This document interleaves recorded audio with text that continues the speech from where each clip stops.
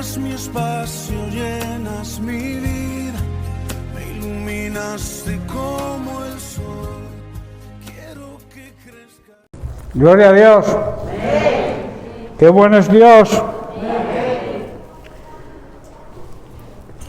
Verdaderamente es un privilegio servir al Señor, ¿verdad? Es un gran privilegio poder estar los hermanos juntos, un día más en armonía, esperando el maná que el Señor tiene cada día para nosotros, esa palabra fresca, ese amor derramado en una cruz y que nos hace libres de toda atadura. La mayor atadura que el ser humano tiene es el pecado, lo sabéis, ¿verdad? Pero Dios, a través de su sacrificio, el sacrificio de su Hijo Jesucristo en la cruz, nos hizo libres precisamente de esa esclavitud. Toda esclavitud es mala, pero la peor esclavitud, la que el ser humano hoy en día necesita liberarse, es de la esclavitud del pecado. Y lamentablemente hay que decir que no solamente el pecado abunda en las personas incrédulas, sino que realmente también abunda dentro de la Iglesia. Y eso es un problema muy serio, porque las iglesias no avanzan porque hay un impedimento. Hay algo que impide el avance de la Iglesia de Jesucristo, y es precisamente la liberación. El pecado tiene que salir de la Iglesia. Tenemos que ser modelos a seguir. Los cristianos somos pequeños Cristos, que es lo que significa la palabra cristiano. Debemos ser imitadores, hacedores de lo que Jesús hizo. Y Jesucristo fue tentado en todo, pero no pecó. Y lo hizo como hombre, que eso es lo que muchos se apoyan ahí en eso de que Jesucristo era Dios y por eso pudo superar el pecado. Jesucristo era Dios, sigue siendo Dios, siempre ha sido Dios, pero cuando vino a la tierra se despojó de su privilegio de ser Dios y sufrió y padeció la tentación como un ser humano, como tú y como yo, y la superó, no pecó. Por eso estamos estudiando varias semanas los parámetros y las exigencias que Dios le pone a su iglesia para ser ese modelo de iglesia que pueda impactar en la sociedad de hoy en día. Precisamente en una sociedad que cada vez quiere alejarse más del Señor, una sociedad que quiere quitarnos, quiere borrar a los cristianos de la sociedad, pero Dios siempre tendrá un remanente de un pueblo fiel, de una iglesia fiel que le sirve y le obedece como Él se merece. Yo quiero ser parte de esa iglesia, pero hay una frase que dijo Jesús: no todo el que me llama Señor, Señor, o me dice Señor, Señor, entrará en el reino de los cielos, sino aquel que le obedece. Y sabemos lo que la palabra de Dios nos exige.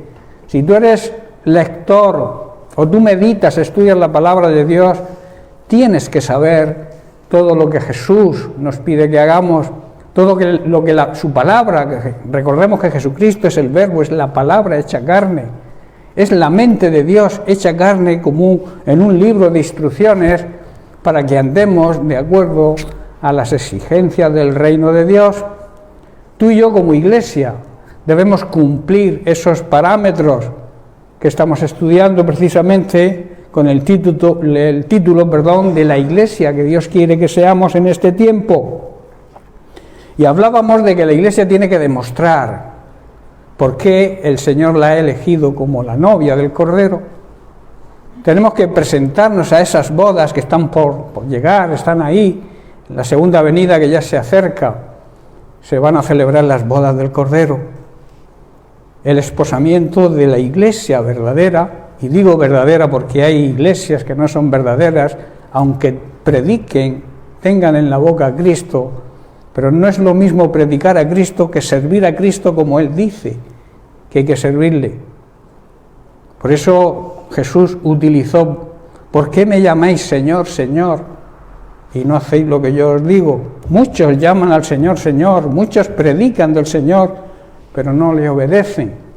A esos es a los que se dirige Jesús cuando dice eso, a esas iglesias que dicen ser, pero no son. Y eso es hipocresía.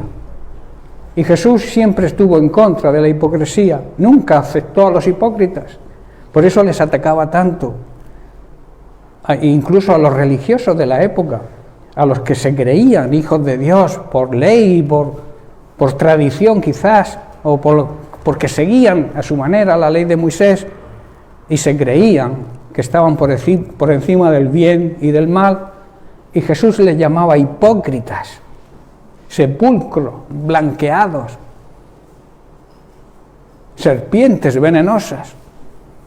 Así es como trataba Jesús y sigue tratando hoy a los hipócritas, aquellos que dicen que son, pero no son lo que dicen. Amén. Bien, pues como hemos dicho, estamos estudiando los parámetros de una iglesia verdadera, y estamos en el primer parámetro, en el primer fundamento que tiene o debe tener la iglesia de hoy en día, que es que tiene que estar fundamentada. La base, el fundamento de la iglesia verdadera está en Cristo. Tenemos que echar raíces también en su palabra, estar arraigados en su palabra, y también, que es el tema que estamos tratando, guiados por el Espíritu Santo. Vimos las funciones y estamos estudiando las características del fruto. Quiero hoy terminar ya porque estamos en la última. Quiero hoy a ver si ya termino con este primer parámetro, porque luego entraremos en el segundo, que es la unidad. La verdadera unidad. Porque no significa estar juntos unidad. La unidad significa estar en un mismo sentir, en una misma visión, con un mismo propósito. No todo aquel que se llama cristiano es cristiano, entonces yo no puedo tener unidad en el espíritu con alguien que no sigue y no obedece a Cristo. ¿Estáis comprendiendo, hermanos? Pero ese es un punto que tocaremos más adelante. Hoy, como he dicho, estamos terminando las características del fruto, que repasemos un poco. Está basada, el fruto del Espíritu Santo está basada en el amor. Ninguna otra característica puede funcionar si no ponemos el fundamento en el amor. De ahí, de ese amor nos viene el gozo, la paz, la paciencia, el ser amables, tener buen trato, la benignidad que se llama, bondad, que es la tendencia a hacer el bien, y la fe, que estuvimos varias semanas hablando de la fe, porque el creyente tiene que creer, y para eso tiene que entender lo que es la fe, y estuvimos varias semanas sobre este punto. Hoy estamos tratando la última característica del fruto, y hoy quiero terminar con la templanza, que ya la semana pasada dimos un avance, dimos una consideración sobre la templanza. Vimos que la templanza, basada en el amor y unida a la humildad y a la mansedumbre, nos mantienen unidos en la paz, o sea, mantienen el vínculo de la paz. Por ese motivo no se pueden separar. Ninguna de las características del fruto podemos echarla a un lado, porque todas se complementan. No podemos apartar ninguna, porque si no el fruto no sería pleno y completo. El fruto tiene que ser apetecible en todo, para que los demás puedan acercarse a ese fruto y probarlo, y luego poder dar ellos también ese mismo fruto. Por eso digo que todas las cualidades del fruto se complementan y tienen que estar basadas, como he dicho, en el amor. Pablo así lo declara en Efesios capítulo 3, verso 19, que dice que debemos conocer el amor de Cristo, el amor del Mesías, que excede, que está por encima de todo conocimiento humano, y también que debemos tener conocimiento total de Cristo y de ese amor que Él nos demostró. Tenemos que buscar, si tenemos dudas, profundizar, meditar constantemente en la palabra para llegar a entender y sobre todo para llegar a experimentar lo que es el amor de Dios. Eso es lo que está diciendo aquí Pablo. Estuvimos tratando la semana pasada sobre no perder los estribos. ¿Os acordáis, verdad? Los estribos son aquellas, es una pieza de metal o de madera o de cuero que está atada a la silla de montar, donde el jinete coloca los pies para poder cabalgar y dominar al animal. Por eso se compara a no perder los estribos cuando perdemos la templanza, cuando perdemos el dominio propio, estamos perdiendo el control, estamos perdiendo la dirección, la paciencia, y cuando lo hacemos nos solemos equivocar y hacer las cosas fuera de razón, como se suele decir. Y todo esto nos va a conducir a la caída. Decíamos que mediante el estribo, el jinete controla al animal. Mediante la templanza, mediante el dominio propio, nosotros controlamos ese caballo que todos llevamos dentro y que es muy propenso a desbocarse, ¿verdad? Nos tocan la moral, nos tocan el punto flaco, como se suele decir, y explotamos. A veces no, ocurre. Pero el verdadero creyente, el verdadero cristiano, el verdadero hijo de Dios, debe saber controlar ese impulso. La siguiente consideración que vamos a tocar hoy la he titulado El autocontrol, la templanza, obra la justicia de Dios. O sea, el dominio propio hace que vivamos en la justicia y en la rectitud que Dios desea y nos exige. ¿Estoy entendiendo? Si tú no tienes dominio propio, si tú no tienes esa templanza, ese control que necesitamos ante cualquier insulto o provocación, si no sabemos controlarlo, no andaremos de la forma que Dios quiere que andemos o que vivamos. Cuando la palabra de Dios habla andar, significa vivir. Debemos vivir controlando nuestros impulsos y nuestras reacciones. Yo siempre digo que hay que contar antes de responder un agravio. Debemos contar, hay quien dice hasta 3, yo digo que si hace falta hasta 40 se cuenta. Pero así aprendemos a dominarnos, a controlarnos. En el capítulo 1 de Santiago vamos a repasar algunos versículos. Dice el versículo 12, bienaventurado el que hace frente, el que soporta la tentación, porque cuando haya resistido la prueba, recibirá la corona de vida que Dios ha prometido a los que le aman. Dicho de otra manera, Dios bendice a los que soportan con paciencia, o sea, sin alterarse, las pruebas y las tentaciones, porque después de superarlas, dice Santiago, recibirán la corona, la recompensa de la vida eterna que Dios ha prometido a quienes le aman. Y recordemos que demostrar el amor de Dios, ¿cómo se demuestra? A través de nuestra obediencia. Amar a Dios significa obedecer a Dios. Si tú dices que amas a Dios, pero andas en desobediencia, no sé a quién pretendes engañar, igual te estás engañando a ti mismo, porque a Dios no lo puedes engañar. La palabra de Dios así lo asegura. Amén. Versículo 18, saltamos, dice, Él, Dios, de su propia voluntad, nos hizo nacer por la palabra de verdad, para que seamos primicias de sus criaturas. Él, Dios, por su propia voluntad, nos hizo nacer de nuevo mediante la verdadera palabra de Dios, que nos dio y demuestra que de entre toda la creación somos su valiosa posesión. Somos la criatura que Dios creó para amar, para depositar esa esencia que es Dios, que es amor. Él tenía que depositar el amor en alguien, porque Dios no es que tenga amor, como suelo decir, es que es amor, y necesitaba crear al ser humano para vaciar todo su amor sobre él. Lo hizo, lo hace y lo seguirá haciendo siempre, porque su naturaleza, su esencia es amor, es el amor. Versículo 19, por eso dice Santiago, mis amados hermanos, toda persona sea pronta para oír.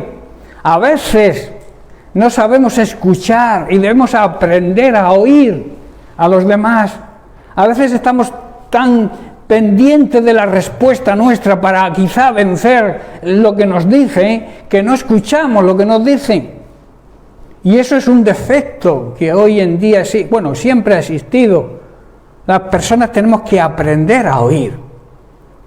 Sé que a veces nos cuesta porque hay personas que, bueno, ya me entendéis, que es difícil escucharla, pero la palabra de Dios nos enseña que debemos estar prestos a oír. Dice, sean prontos para oír y tardos para hablar.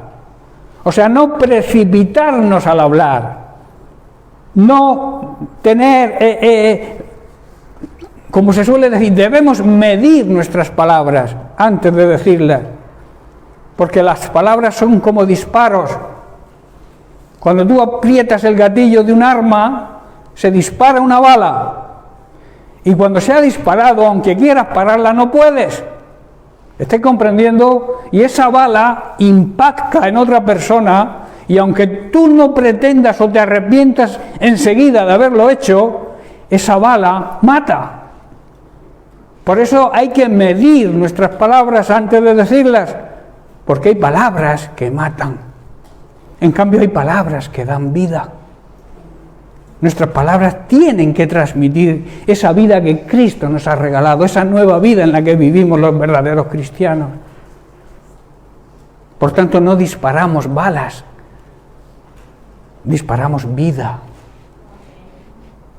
Amén. Por eso dice, prontos para oír, tardos para hablar y tardos para airarse. Airarse es llenarnos de ira y de enojo. Como veremos, hay ciertos límites. Dios nos permite en la ira un límite. No podemos pasar el límite que Dios nos permite para la ira, porque Pablo dice en Efesios, airaos, pero no pequéis. O sea, la ira puede provocar el pecado si no sabemos controlarla. Por eso necesitamos la paciencia, el dominio propio, la templanza. ¿Estáis comprendiendo? Hay un momento, ¿cómo os podría poner un ejemplo? Cuando alguien blasfema contra nuestro Dios, hay algo dentro de nosotros que nos mueve, ¿verdad? ¿O no? Si amamos a Dios de verdad, cuando oímos que alguien blasfema su nombre, pues nos airamos en ese momento. Pero hay un límite, que es que no debemos llegar esa ira al máximo, a devolver la agresión, a insultar a esa persona. ¿Estáis comprendiendo? Debemos saber controlarnos, aunque nos produzca esa ira, esa blasfemia o esas injusticias que vemos en la sociedad. Nos producen, por ejemplo, la guerra. ¿Quién no siente ahora mismo algo en contra de ese señor llamado Putin? Que la está liando y bien liada. Pero debemos saber controlar la ira. Y en vez de blasfemar contra él o insultarlo, debemos orar. Doblar nuestras rodillas. La Iglesia necesita, hoy en día hay millones de personas cristianas en medio de ese conflicto. Incluso militares, creyentes en los dos ejércitos. Es difícil, ¿verdad?, ser creyente en esa situación. Pero los hay. El otro día me mandaron un mensaje los gedeones. ¿Sabéis los gedeones lo que es? No lo es. Repartimos Biblia en los colegios, en los hospitales. Eso está extendido por todo el mundo. Y hay cantidad de campamentos en Rusia y en Ucrania, de gedeones que están predicando y repartiendo Biblias ahora mismo, porque están clamando, están orando, intercediendo las iglesias de Ucrania y de Rusia, que hay un montón, aunque no nos creamos, aunque sean naciones comunistas, Rusia sobre todo, hay muchísimos creyentes. Y yo me imagino una situación, alguien con una ametralladora que es creyente y que le ha dado su jefe, su presidente del gobierno o de la nación, le ha dicho: tienes que matar al enemigo. ¿Qué harías tú como creyente? Es difícil, ¿verdad? Por eso la Iglesia tiene que doblar su rodilla en estas situaciones y empezar a clamar para que Dios ponga su mano ahí y se termine esta guerra. La Iglesia todavía está aquí, ¿verdad? No hemos sido arrebatados. Todavía necesitamos ser la sal y la luz que alumbre esta tierra con tanta oscuridad, con tanta guerra, con tanta injusticia, porque la guerra es una injusticia. Ahí muere quien menos culpa tiene, ¿verdad? Por eso tu trabajo y el mío ahora es hincar rodillas. Ayer estuvimos en una reunión de la comunidad de pastores de la región de Murcia y acordamos eso, transmitir a nuestras iglesias, a nuestros grupos de intercesión, que intercedan, pero que intercedan de verdad, clamando a Dios por estas personas que van a morir, que están muriendo. No sé si visteis la imagen del tanque atropellando a un coche, pasando por encima de él, aplastando a todos los que iban dentro. ¿Hasta dónde llega la maldad del ser humano? Por eso nuestro trabajo no es airarnos de una manera que lleguemos a insultar. No, nuestra reacción tiene que ser, sí, en este momento estamos mal contra esta persona que ha organizado toda esta guerra. Pero la actitud de la Iglesia verdadera es clamar a Dios, hincar la rodilla, orar, interceder, para que todo esto acabe cuanto antes. Por eso dice que tenemos que ser lentos para la ira, y esto habla de templanza, de autocontrol y de dominio propio. Dice el versículo 20, porque la ira del hombre, del ser humano, no obra la justicia de Dios, no deja que la justicia de Dios actúe. La ira humana, que es lo contrario a la templanza y al dominio propio, no obra la justicia de Dios. La persona airada, la persona enojada, no hace lo que es justo delante de Dios. La ira y el enojo humano no produce la rectitud que demanda la vida de santidad de todo creyente y que Dios desea y nos exige. Por eso, en los momentos de enojo, de ira, tenemos que sacar esta característica del fruto, que la tenemos porque el Espíritu Santo mora dentro de nosotros, y controlar nuestros impulsos y nuestras acciones y sobre todo nuestras palabras. La ira, hermanos, es un sentimiento, es un estado emocional sin control y que tiende a la irritación, a irritarnos. Y esa irritación puede producir agresiones, ser agresiva. Y suele producirse en nosotros cuando hemos sido agraviados, insultados por otras personas. El enojo lo provoca la actitud de rencor y falta de perdón. Por eso es tan necesario que los cristianos aprendamos a pedir perdón y sobre todo también a perdonar cuando alguien nos ofenda. Esa es la actitud que evita el enojo. Si tú perdonas, si tú sabes perdonar, si también sabes pedir perdón, el enojo se va, ¿verdad? Ahora, si no perdonas, si no te perdonan, ahí existe algo que hay que arrancar de raíz. Y no hay otra fórmula, sino que pedirle a Dios que nos ayude a saber perdonar a aquellos que nos ofenden, ¿verdad? Y cuando ofendemos, también saber pedir perdón. Eso nos cuesta, ¿verdad?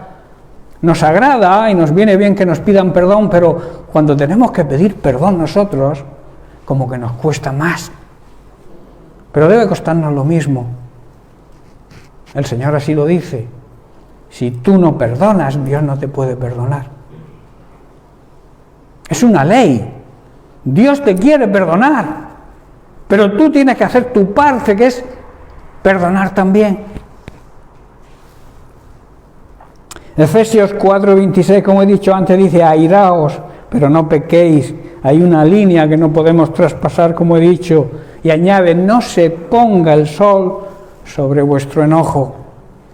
Que vuestro enojo dure como máximo un día. Es lo que está diciendo. Cuando se pone el sol es que acaba el día. Y dice: no te dure el enojo hasta ese... O sea, que te dure como máximo el enojo hasta la puesta del sol. Solamente un día.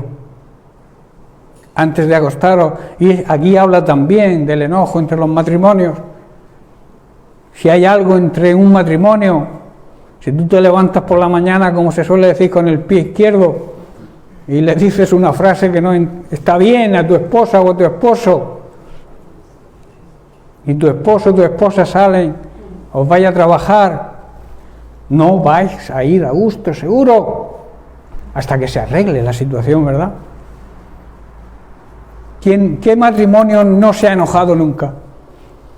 ¿Alguien aquí que no se haya enojado nunca con su esposo o con su esposa? De los que estéis casados, claro.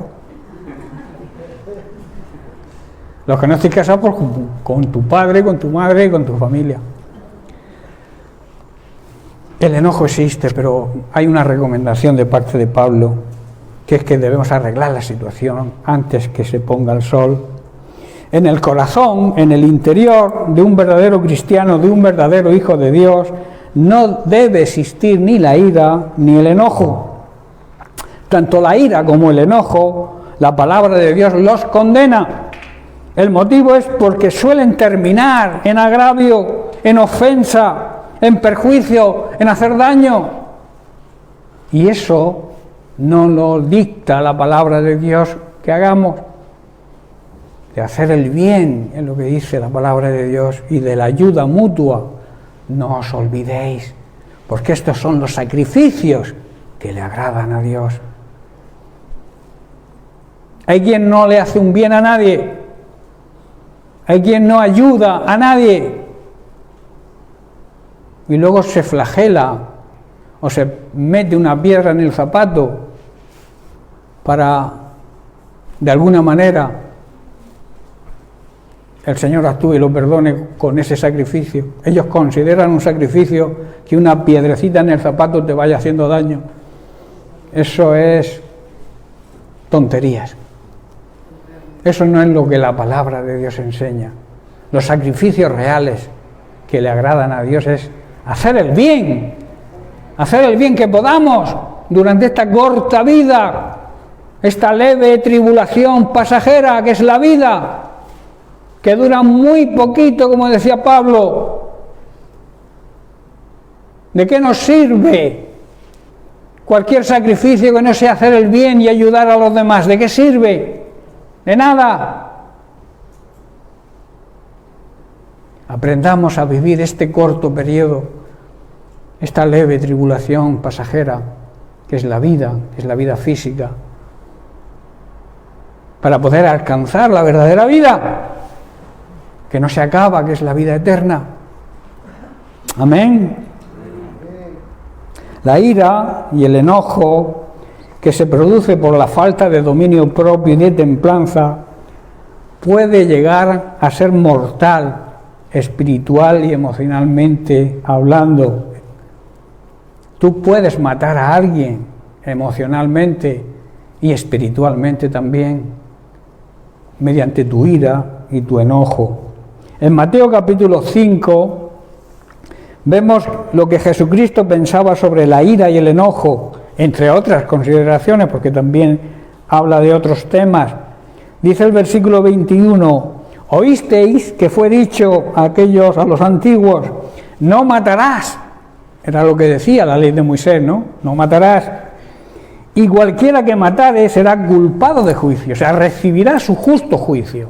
Aquel que mata a alguien, hay un juez que lo juzga y si es culpable, tiene un castigo, ¿verdad? Pues Jesús dice que la ley decía eso, no matarás, y el que matare a alguien será culpable de juicio. Dice el versículo 22, pero yo os digo que cualquiera que se enoje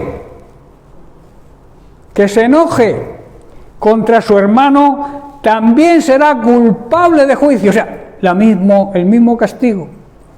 ¿Por qué? Precisamente porque igual lo estás matando emocionalmente o espiritualmente. ¿Estás comprendiendo? Y luego añade, y cualquiera que diga necio a su hermano será culpable ante el concilio. Y añade otro paso más, y cualquiera que le diga fauto, que significa lleno de presunción o vanidad, falta de razón o de entendimiento, dice, quedará expuesto al infierno, al fuego eterno. Esas son palabras de Jesús. A veces pensamos que enojarnos con alguien, pues bueno, como me ha herido, hay, como se suele decir, al final nos encontraremos porque la vida es muy larga. Hoy por ti, mañana por mí. Hoy me insultas, mañana te puedo insultar yo. Hoy te hago yo una cosa fea, tú me la harás después. ¿Verdad? Pero esa no es la actitud cristiana. La actitud cristiana es controlar el enojo, controlar la ira, saber perdonar, como he dicho, y saber pedir perdón. Y luego explica, dice, por tanto, dice Jesús, si traes tu ofrenda al altar y allí te acuerdas que tu hermano tiene algo contra ti, no que tú tengas algo contra un hermano, sino que tú sepas que hay alguien que tiene algo en contra tuya. Te dice, no ofrendes todavía, deja tu ofrenda ahí, reconcíliate, arregla la situación y luego tráela. A veces queremos comprar al Señor mediante quizá la misma ofrenda, pero sin arreglar la situación con los hermanos, o la situación con un pariente, o con tu padre, con tu madre, con tu esposo, con tu esposa, con tu compañero de trabajo, con tu vecino. Aquí está diciendo eso, con tu prójimo, con los que están cerca de ti, tienes algo, o alguien tiene algo en contra tuya, no ofrendes todavía, espérate. Arregla la situación y luego trae tu ofrenda, porque Dios no acepta las ofrendas de aquellos que no perdonan o no saben perdonar o no piden perdón. No compres a Dios con tu ofrenda. Cuando traigas una ofrenda al Señor, hazla en esa actitud, que nadie tenga nada contra ti, ni tú tengas nada contra nadie. Eso es difícil, ¿verdad? Pero no es una excusa para no ofrendar.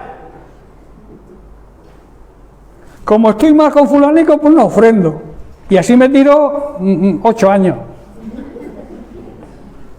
Y me tiro 8 años sin ofrendar. Pero ¿y si el Señor viene y te coge en esa situación, qué pasa? No sabemos si mañana estaremos vivos. Nadie sabe, nadie puede asegurarlo. Por eso tenemos que ser fieles a Dios, estar a cuentas con Él y estar a cuentas con los demás. Por tanto, vuelvo a repetir, por tanto, si traes tu ofrenda al altar y allí te acuerdas de que tu hermano tiene algo contra ti, deja allí tu ofrenda delante del altar y anda, reconcíliate primero con tu hermano y entonces ven y presenta tu ofrenda. Porque como he dicho, Dios no acepta tu ofrenda si en tu vida hay rencor y falta de perdón. ¿Estás comprendiendo, hermano? La ira y el enojo son generadores, engendran el odio y el rencor. Y eso, por desgracia, abunda en la sociedad actual. A veces te pones a hablar con gente y sacan conversaciones de que yo no le hablo a mi hermano desde no sé cuántos años porque me hizo esto, me hizo lo otro. ¿Habéis oído vosotros ese tipo de cosas, verdad? Se oye muy a menudo en la sociedad, pero lamentablemente también ocurre dentro de las iglesias. Y eso hay que erradicarlo, hay que arrancarlo de las iglesias para que Dios nos pueda bendecir. Para que, como hemos leído al principio, seamos bienaventurados, que quiere decir bendecidos, dichosos, felices, gozosos, aún en medio de los problemas y las pruebas.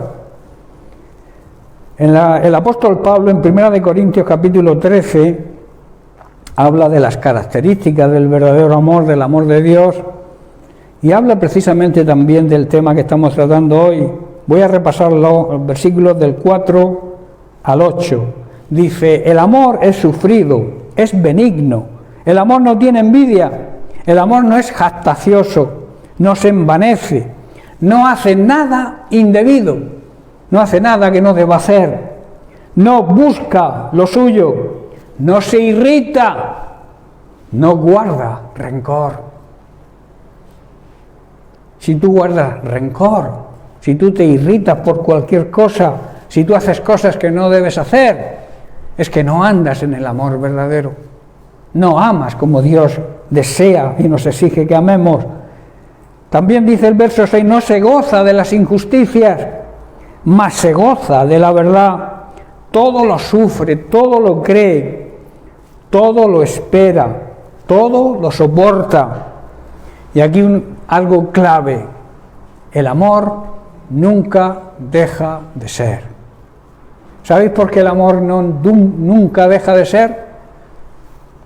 El amor verdadero, claro, no el amor. No, a cualquier cosa hoy en día se le llama amor, pero el amor verdadero nunca se acaba.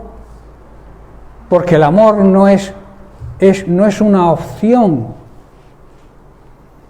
Tú debes amar por obligación, porque Dios te lo exige a tus hermanos, y debes amarlo a Él primero por encima de todo. O sea, es una decisión, no es un sentimiento. Tú decides amar a Dios, y si tomas esa decisión es para siempre. Lo mismo que decides amar a tu esposo o a tu esposa, es para siempre. Por eso los cristianos verdaderos no aceptamos, no creemos en el divorcio. Tú te puedes separar, eso sí, si estás recibiendo malos tratos, si tu cónyuge no se porta bien contigo, te pega, o tú le pegas a él, que también se da el caso. Pero no puedes recasarte. Eso es lo que la Biblia enseña. Hoy en día muchas iglesias aceptan el divorcio. Dicen que el que tiene la culpa no se puede casar, pero el que no la tiene... Y todo viene, de no respetar, cuando el Señor dice no te unas en yugo desigual con los que no creen. Muchos matrimonios de personas creyentes que se han casado con personas no creyentes sufren ese problema, pero es porque no han obedecido a lo que Dios dicta. Si dos creen lo mismo, habrá enojos, quizá habrá ira, podremos llegar al final de la noche y arreglar la situación, pero nunca habrá una separación ni un divorcio por falta de amor. Porque vuelvo a repetir, yo decido amar a mi esposo, yo decido amar a mi esposa, y eso es una decisión, no es un sentimiento. Dios no podría basar el amor en un sentimiento, porque los sentimientos cambian, fluctúan. Hoy siento una cosa, mañana siento otra. Es lo mismo que el perdón. Yo no siento perdonarlo. No, si es que no lo sientes. Es que tienes que tomar la decisión, porque Dios así te lo exige, de perdonar. ¿Estáis comprendiendo, hermano? La ira y el enojo, como he dicho, no obra la justicia de Dios. La persona airada, la persona enojada, no hace lo que es justo delante de Dios. Y por tanto ese sentimiento, ese estado de ánimo no puede formar parte del comportamiento de ninguno que se llame cristiano o hijo de Dios. La ira y el enojo son frutos de nuestra naturaleza carnal, de nuestro viejo hombre que llama Pablo, nuestra naturaleza pecaminosa, y por tanto el enojo y la ira son pecado. Con la excepción que he explicado antes, de saber controlar esa ira o ese enojo. En Gálatas capítulo 5, verso 20, Pablo menciona la ira y el enojo, los menciona dentro de las obras de la carne. Idolatría, dice el versículo 20, parte del versículo 20, parte de las obras de la carne: idolatría, hechicerías, enemistades, pleitos, celos, iras, contiendas, discusiones, herejías, Todo eso son obras de nuestra naturaleza caída. Pero gracias a Dios nosotros hemos sido levantados. Tenemos una nueva naturaleza en Cristo. Hemos nacido de nuevo. Somos una nueva creación en Cristo. Y por eso la ira y el enojo tiene que estar alejada de nuestra vida. Debemos saber controlarla. Amén. Al creyente verdadero se le exhorta a vivir en el fruto del Espíritu Santo. Por tanto, tener templanza, dominio propio, controlar nuestros impulsos y nuestras emociones, aunque las situaciones sean adversas, para nosotros es una obligación, porque cuando no lo hacemos como Él nos dice que hay que hacer las cosas, Dios no es glorificado. Y nuestra manera de vivir debe dar gloria, debe glorificar a Dios. Os recuerdo las palabras del apóstol Santiago que hemos leído en los versículos, capítulo 1, versículos 19 al 20. Dice: por esto, mis amados hermanos, todo ser humano, toda persona debe ser pronta para oír, tarda para hablar y tardo para airarse, porque la ira del hombre, la ira humana, no obra la justicia de Dios. Hermanos, el autocontrol, el dominio propio nos ayuda a soportar todo tipo de tentación y a recibir la bendición del Señor. Somos bienaventurados, felices, dichosos, cuando sabemos controlar nuestros impulsos. Y también nos hace acreedores a esta promesa que hemos leído en Santiago 1:12. Dice: cuando hayáis resistido la prueba, recibiréis, ¿qué? La corona de vida que Dios ha prometido a los que le aman. Por tanto, la templanza, el dominio propio, demuestran que estamos produciendo el fruto del Espíritu Santo y que vamos a recibir, porque nos hacemos acreedores a la promesa del Señor de esa corona de la vida. En Apocalipsis 2:10 dice: sé fiel, mantente fiel. ¿Hasta cuándo? Hasta la muerte. Y Dios promete: y yo te daré la corona de la vida.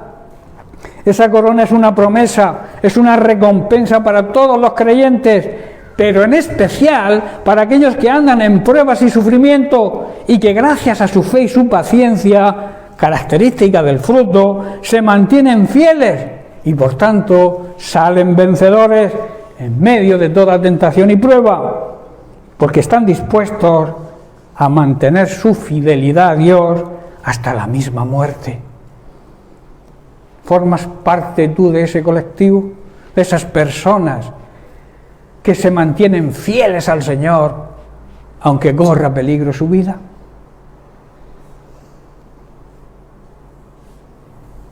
Y vuelvo a poner el caso de la guerra.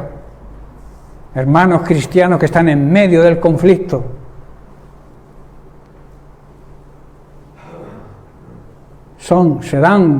Hay que orar para que sean fieles, aunque la muerte les aceche. Porque la muerte física, de alguna manera, nos llega a todos, de una forma o de otra. Pero debemos estar preparados cuando esa muerte física nos llegue para alcanzar la verdadera vida, la vida eterna, ¿verdad? La Biblia enseña que la vida eterna, la vida verdadera, es tener una buena relación hoy de intimidad, un buen conocimiento de quién es Dios y qué dice su palabra. Así lo asegura el propio Jesús en su oración sacerdotal. En Juan 17:3 dice: y la manera de tener vida eterna es conocerte a ti, al único Dios verdadero, y a mí, a Jesucristo, a quien tú has enviado. Jesús también en Juan 10:10 explica el motivo principal de su venida a esta tierra. Dice: yo he venido para que tengan vida y para que la tengan en abundancia. Hermanos, ¿podemos vivir un anticipo de la vida eterna aquí en esta vida terrenal? Hay quien dice que mientras que no muramos no alcanzaremos esa vida eterna. Jesucristo vino a que empezáramos a vivir esa vida eterna aquí, a través de cumplir los parámetros que Él nos exige, las exigencias que encontramos en su palabra, y que al obedecerla nos hacemos acreedores a su promesa, que es tener vida eterna. la corona de la vida que Dios ha prometido, hermanos, la recibiremos todos aquellos que amamos de verdad, no de boquilla, de verdad, demostrándolo con nuestra obediencia. El problema está en saber cómo Dios quiere que le amemos, hermano. ¿Tú amas a Dios como Él quiere que le ames? ¿Amas a Dios como Él te exige y Él se merece? Una pregunta que dejo ahí para que cada uno se la aplique a su vida. La Biblia, la palabra de Dios, nos muestra y nos enseña cómo hacerlo. En Deuteronomio capítulo 6, verso 5 dice: y amarás al Señor tu Dios con todo tu corazón, toda tu alma y con todas tus fuerzas, con todo tu ser, está diciendo. Y en el mismo libro, en el capítulo 11, versículo 1 dice: amarás al Señor tu Dios y guardarás, obedecerás, quiere decir, sus ordenanzas, sus estatutos, sus decretos y sus mandamientos. Algunos días. ¿Dice algunos días? Todos los días. Todos los días debemos obedecer la palabra de Dios. Juan 14, 15 dice: si me amáis, obedecer mis mandamientos. Versículo 21, el que acepta mis mandamientos y los obedece, hay quien los conoce, hay quien sabe, porque lee la Biblia y los conoce, pero no los obedece. Las iglesias están llenas de personas así, que conocen la palabra de Dios porque la escuchan, incluso la leen, pero no la llevan a la práctica, no la obedecen. Por eso dice: amarás pues al Señor tu Dios y guardarás, obedecerás todas sus ordenanzas, todos sus mandamientos, todos los días de tu vida. Versículo 21, el que acepta mis mandamientos y los obedece, ese es el que realmente me ama. Y el que me ama será amado por mi Padre, y yo le amaré y me manifestaré, me daré a conocer a Él. Tremenda promesa, ¿verdad? Pero luego dice en el verso 24, el que no me ama, o sea, el que no me obedece, el que no obedece mis palabras, y la palabra que habéis oído es mía. ¿Es mía? No es mía. Lo que Jesús está diciendo como hombre, como hijo de Dios, estaba diciéndola de parte de Dios el Padre. O sea, no es lo que el mensajero dice, es lo que la palabra de Dios dice. ¿Estáis comprendiendo? No es el que te dice lo que tienes que hacer. El mensajero que Dios ha puesto es Dios mismo hablándote a tu vida. Por eso hay que obedecer la palabra de Dios, porque la manera de demostrar que amamos a Dios es obedeciendo su palabra. El que no le obedece es porque no le ama realmente. Puedes decir que ama a Dios, pero si no andas en obediencia, no estás demostrando ese amor. Lucas 6:46, estoy terminando. Dice: ¿por qué me llamáis Señor, Señor? Y no hacéis lo que yo os digo. Y luego hace una comparativa a continuación de lo que es una persona sensata y otra insensata, poniendo el ejemplo de dos formas de edificar, de cimentar, de poner fundamento en la vida. Una es sobre la tierra, sobre la arena, sobre lo que yo pienso, sobre lo que piensa el ser humano de la actualidad. Ahí, si yo edifico mi casa, mi vida sobre eso, cuando venga una tormenta, se irá a pique. Y luego dice: o sobre la tierra o sobre la roca. Cuando alguien pone fundamento de un edificio sobre una roca, difícilmente caerá. Vendrán las mismas lluvias, las mismas tempestades que a la otra persona, que al insensato, pero su casa que está edificada sobre la roca, no caerá. Si tu vida está edificada sobre Cristo, que es la roca, las tormentas van a venir, porque las tormentas nos vienen a todos, pero te vas a mantener firme, porque has edificado, has sido sensato, has edificado sobre Cristo. El autocontrol, el dominio propio, por tanto, obra la justicia de Dios en nosotros. al caminar, al vivir de una manera recta y santa, como Dios nos exige, edificando y construyendo nuestra vida sobre la verdadera roca, sobre el verdadero fundamento, sobre la piedra angular que decía Jesús, la piedra que desecharon los edificadores ha venido a ser cabeza de ángulo.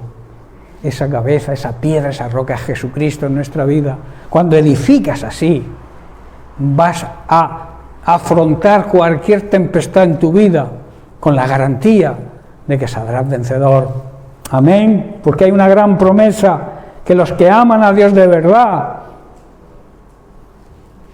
recibirán la corona de la vida, recibirán la vida eterna y empezarán a vivirla, a disfrutarla ya aquí en esta tierra, en esta vida terrenal.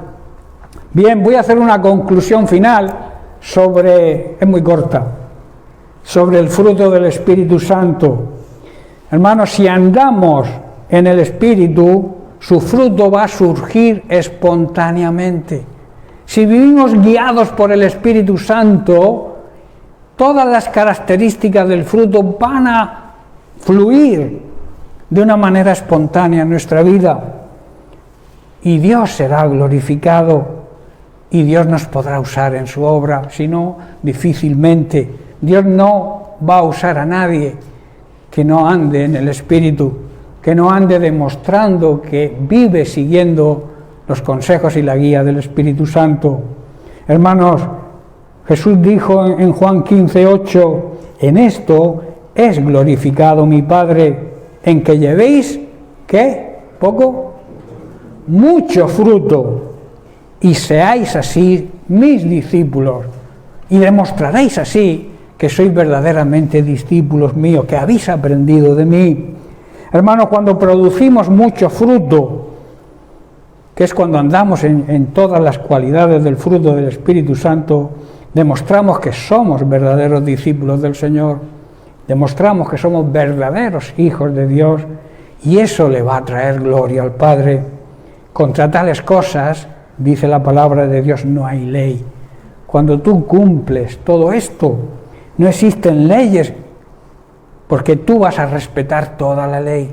No hace falta que te pongan leyes, porque tú sabrás cumplir con todos los preceptos que marca la ley de Dios, porque los que son guiados por el Espíritu Santo respetan y cumplen todas las leyes. Amén. Bien, pues lo dejamos aquí y la semana que viene empezaremos con otra característica, con otro fundamento, con otra manera de conducirnos la verdadera iglesia cristiana en estos tiempos tan difíciles que nos ha tocado vivir. Bien, pues recibe un abrazo y que la bendición de Dios os acompañe siempre. Amén.